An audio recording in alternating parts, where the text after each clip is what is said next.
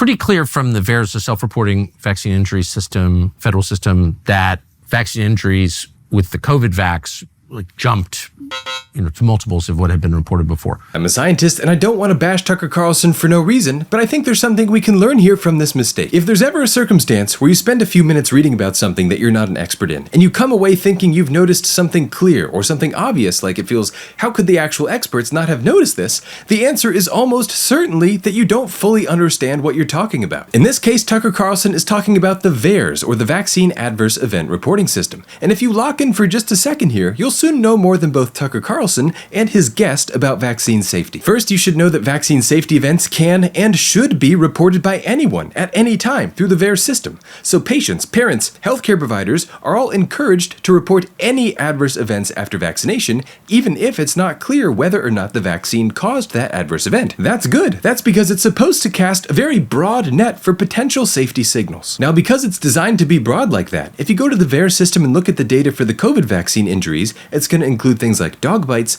gunshot wounds, and sunburns. But that's fine. The whole point of VAERS is to make it easy for anyone to report medical events, any medical events that occur after vaccination. The next step is for an actual statistician to analyze those reported data and look out for any signals that are being reported more often than you would expect them to occur in the general population. And they do this routinely and cyclically analyzing the database. Sometimes that investigation does identify real increases in risk for something due to vaccines. But the important point is that determination is only made through targeted follow-up analyses, not just looking at raw numbers of VAERS reports. Since those adverse events are self-reported by anyone and don't require even a suspicion of causality, increases in VAERS reporting could be driven by one of two things. Number one, an actual increase in risk due to vaccination, or number two, increased awareness either of the VAERS system or increased focus on a specific vaccine among the population. In the case of the COVID vaccines, they got way more public attention than any vaccine in recent history. And so what you would expect is that even if they had the exact same adverse event rates